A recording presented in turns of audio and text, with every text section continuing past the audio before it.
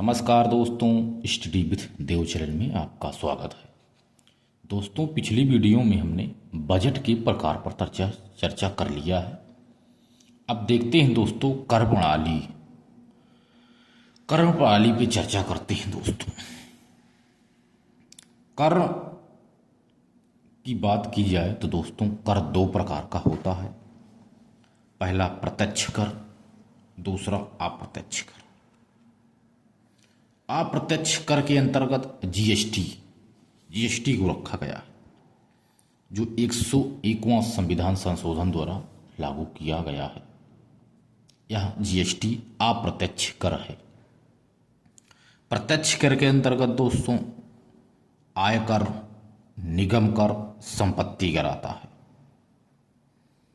प्रत्यक्ष कर के अंतर्गत गूगल, एंजल, मैट भी आते हैं।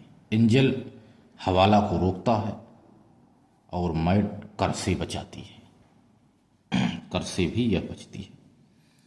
तो प्रत्यक्ष कर के अंतर्गत यही है दोस्तों, आयकर, निगम कर और संपत्ति कर। यह है। प्रत्यक्ष कर भी दो प्रकार का है। तो आइए देखते हैं दोस्तों प्रत्यक्ष कर। ऐसे कर जिन पर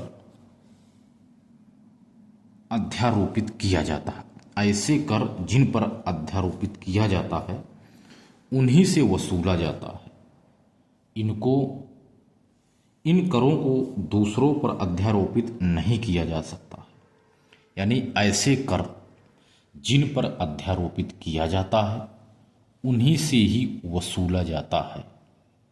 इन करों को दूसरों पर अध्यारोपित नहीं किया जा सकता है।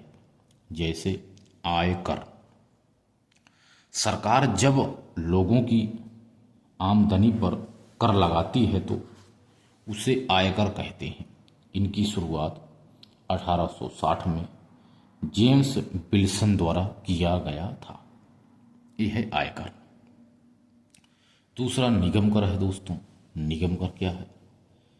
जब सरकार कंपनियों की आय पर विभिन्न तरीके से कर लगाती है, जब सरकार कंपनियों की आय पर विभिन्न तरीके से कर लगाती है तो उसे ही निगम कर कहा जाता है।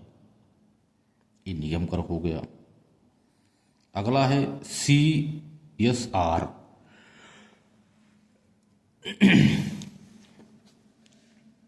Corporate social responsibility tax. CSR, corporate social responsibility tax, यही CSR टैक्स है। यह ऐसा कर है, यह एक ऐसा कर है, CSR ऐसा कर है जिसमें कंपनियों को अपनी आय का लगभग 2% सामाजिक कार्यों के लिए देना होता है। इसे कारपोरेट अधिनियम सन 2013-14 से के तहत लाया गया था। CSR टैक्स, इसमें कंपनी अपनी आय का 2% सामाजिक कार्यों के लिए देना ही पड़ेगा इनको।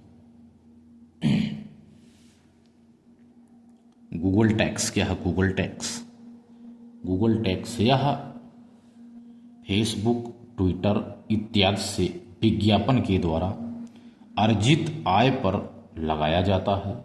यह भारत में सन 2016-17 के बजट में एक मुक्त 6% निर्धारित कर दिया गया। यह 6% लगेगा गूगल टैक्स, निर्धारित कर दिया गया।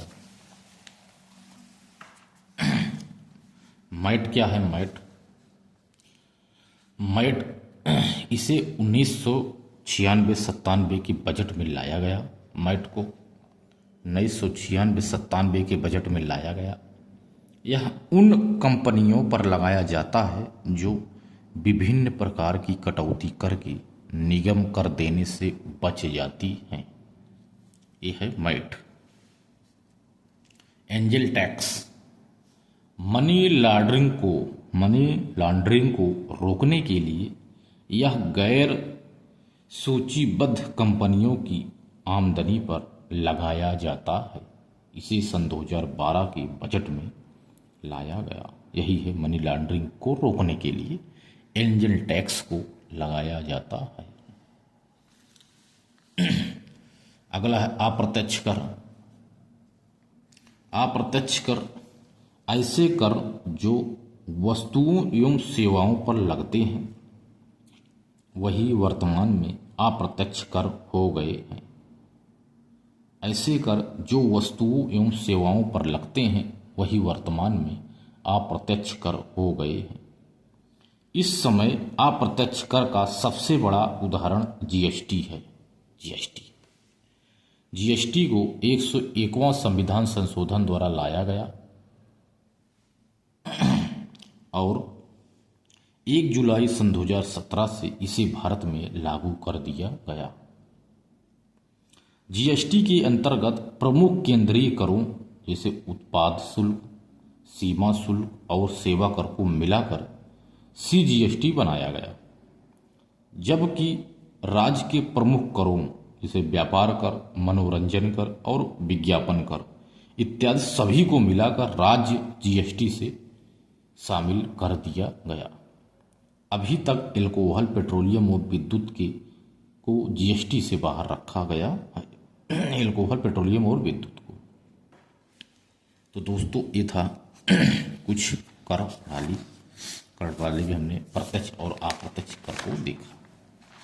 अब देखते हैं दोस्तों 15वां वित्त आयोग। 15वां वित्त आयोग पे चर्चा करते हैं दोस्तों।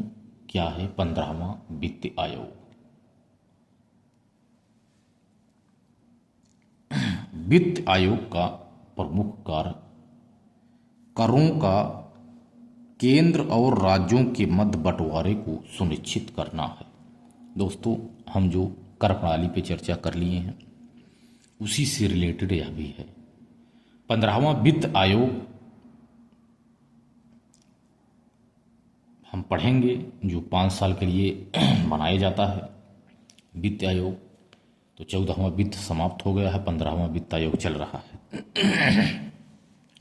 वित्त आयोग का प्रमुख कार्य है करों का केंद्र और राज्यों के मध्य बंटवारे को सुनिश्चित करना, या बंटवारा सुनिश्चित करता है केंद्र और राज्यों के। पहला वित्त आयोग 1951 में बना था, जिसकी अध्यक्ष केसी नियोगी थे। पहला वित्त आयोग के अध्यक्ष केसी नियोगी थे, जो 1951 में बना था। अब तक कुल 15 वित्त आयोग बनाए गए हैं। अब तक कुल 15 वित्त आयोग बनाए गए हैं, जिसमें 15वां वित्त आयोग का कार्यकाल सन 2020 से 25 तक निर्धारित किया गया था, या सन 2020 से 25 तक चलेगा। लेकिन इसके कार्यकाल को 1 साल तक के लिए विस्तारित करके सन 2021 से 26 तक कर दिया गया है। इसे 1 साल बढ़ा दिया गया है, 26 तक कर दिया गया है कि आप सन 2026 तक कार्य करते रहेंगे। 15वें वित्त आयोग के अनुसार, जो 15वां वित्त आयोग दोस्तों चल रहा है वर्तमान में, इसके अनुसार केंद्रीय करों में राज्यों का हिस्सा 41% सुनिश्चित किया गया है, जबकि 14वां वित्त आयोग में 42% था। लेकिन 15वें वित्त आयोग में 41% सुनिश्चित कर दिया गया है। यह बंटवारा एक निश्चित फार्मूले के मानदंड के अनुसार होता, मद और भरांक के अनुसार। जैसे है मद में जनसंख्या, मान लीजिए जनसंख्या का भरांक है 15%, क्षेत्रफल का है 15% और वन क्षेत्र का है 10%, 40% हो गया। आय अंतराल मान लीजिए इसका भरांक है 45% और कर प्रयास है 2.5%, 2.5 5 ये कर प्रयास हो गया। 15वें वित्त आयोग में इसे शामिल किया गया था, पहले नहीं था। 15वें वित्त आयोग में कर प्रयास को शामिल किया गया और जनसांख्यिकीय निष्पादन 12.5% भरांक निर्धारित किया गया है। इतने सभी मद का इतने प्रतिशत सबका कर मिलता है। मतलब अब देखते हैं दोस्तों 15वां वित्त आयोग की संरचना।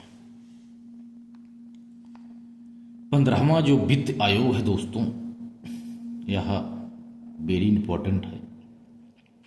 आप लोग वित्त आयोग को देख लेना, कभी कभी क्वेश्चन जरूर पूछ लेते हैं। 15वें वित्त आयोग के अध्यक्ष हैं एन.के. सिंह। एन.के. सिंह इसके अध्यक्ष हैं और 4 सदस्य हैं। आरा, AAR, आरा, यानी 4 सदस्य हैं वित्त आयोग के। 15वें वित्त आयोग के 4 सदस्य हैं। ए से अशोक लाहड़ी, दूसरे ए से अनूप सिंह, तीसरे ए से अजय नारायण और आर से हैं रमेश चंद्र। रमेश चंद्र जो नीति आयोग प्लस वित्त आयोग दोनों के सदस्य हैं, रमेश चंद्र। तो दोस्तों 15वां वित्त आयोग के अध्यक्ष एन.के. सिंह हैं। इसके बाद एन.के. मतलब जो दोस्तों एन मतलब नंद किशोर सिंह, फुल फॉर्म है नंद किशोर सिंह, एन.के. सिंह 15 वित्त के अध्यक्ष हैं। 4 सदस्य बताया दोस्तों हमने, अशोक लाहिड़ी, अनूप सिंह, अजय नारायण, रमेश चंद्र, 4 सदस्य हैं वित्त आयोग के। जो 16वां वित्त आयोग है, 16वां वित्त आयोग जो बनेगा, इसे इसके अध्यक्ष डॉक्टर अरविंद पनगड़िया हैं। जो 16वां वित्त आयोग बनेगा अभी से निर्धारित है, जो 1 अप्रैल सन 2026 से शुरू होगी।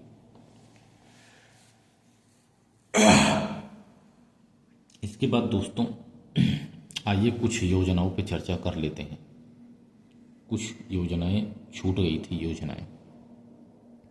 एक है अटल भूजल योजना जो सन 2018 से चल रही है, अटल भूजल योजना। एक योजना है मेक इन इंडिया, यह 25 सितंबर सन 2014 को घरेलू निवेश को बढ़ाने के लिए शुरू किया गया है, मेक इन इंडिया। दोस्तों यह योजनाओं का पाठ है, थोड़ा सा छूट गया था इसीलिए हम यहाँ आपको बता दे रहे हैं। सन 2018 में अटल भूजल योजना की शुरुआत की गई है और 25 सितंबर सन 2014 को घरेलू निवेश को बढ़ाने के लिए मेक इन इंडिया की शुरुआत की गई। जनधन योजना 28 अगस्त सन 2014 को, यह अगस्त में सन 2014 को वित्तीय समावेशन के लिए शुरू किया गया। इसमें 1 लाख का दुर्घटना बीमा निश्चित किया गया है। जनधन योजना 25 अगस्त सन 2014 को वित्तीय समावेशन के लिए यह शुरू किया गया है। इसमें 1 लाख का दुर्घटना बीमा निश्चित किया गया है जनधन योजना के अंतर्गत। एक पहल है 15 नवंबर सन 2014 को, यह दुनिया की सबसे महत्वपूर्ण प्रत्यक्ष भुगतान योजना है। पहल की शुरुआत 15 नवंबर सन 2014 को शुरू किया गया। यह दुनिया की सबसे महत्वपूर्ण प्रत्यक्ष भुगतान योजना भी मानी गई है। एक योजना है मुद्रा बैंक योजना। मुद्रा बैंक योजना की शुरुआत 8 अप्रैल सन 2015 को किया गया। 8 अप्रैल सन 2015 को मुद्रा बैंक योजना की शुरुआत की गई है। अगला है राष्ट्रीय पेंशन प्रणाली। राष्ट्रीय पेंशन प्रणाली की शुरुआत 1 जनवरी सन 2004 से प्रारंभ की गई है। यह भारत सरकार की यह एक स्कीम है, पेंशन योजना। यह भारत सरकार की पेंशन योजना की एक स्कीम है, राष्ट्रीय पेंशन प्रणाली है, जो 1 जनवरी सन 2004 से प्रारंभ की गई है। इसमें 18 से 60 वर्ष के भारत के प्रत्येक नागरिक को स्वेच्छा से पेंशन यह छोड़ सकता है या दे सकता है। यह एक प्रणाली है दोस्तों। तो दोस्तों हमने देख लिया, कर प्रणाली पर चर्चा हमने किया तथा 15वां वित्त आयोग को भी हमने देख लिया। तो दोस्तों मिलते हैं और एक बेहतरीन क्लास में, तब तक के लिए धन्यवाद।